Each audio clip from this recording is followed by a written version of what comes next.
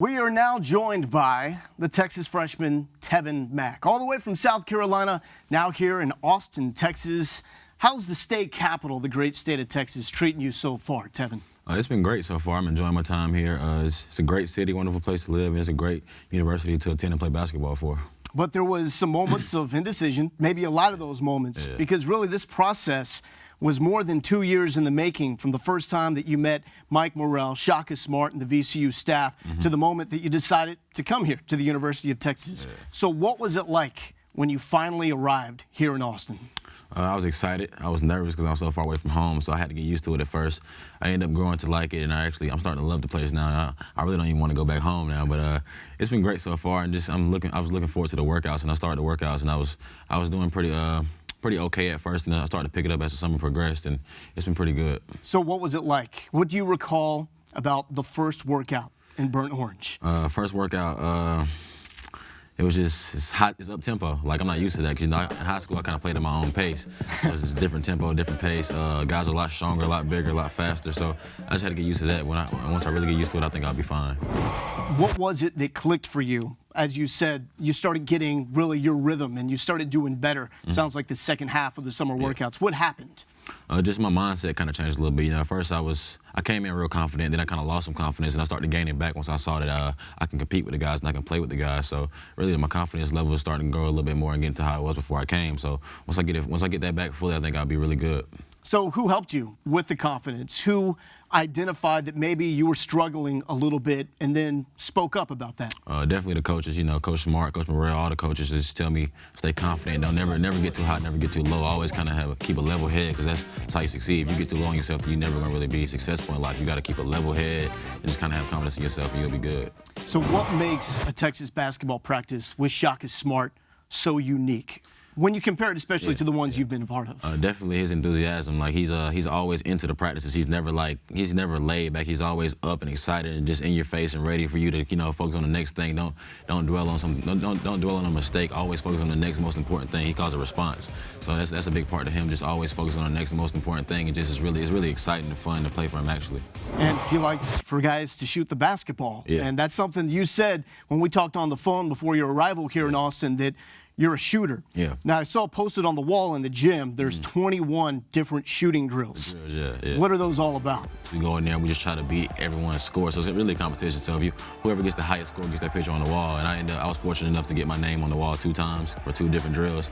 So I feel real good about that. It took me some time to get it. It took me a couple of weeks, but once I finally got up there, I feel real good about it. Do you remember what drills those would be? It's the reversal drill. That's like when the big pass you the ball on like the opposite side of the wing, and he comes set a screen for you, and you go off. You got a layup, you got a jump shot, you got a 3, and you go through that a bunch of times. The elbow catch and all that stuff, you go through that. And then the second drill, I'm not sure what it was, but it's another shooting drill, and I did pretty well in that too. But bottom line, your name is up on the wall.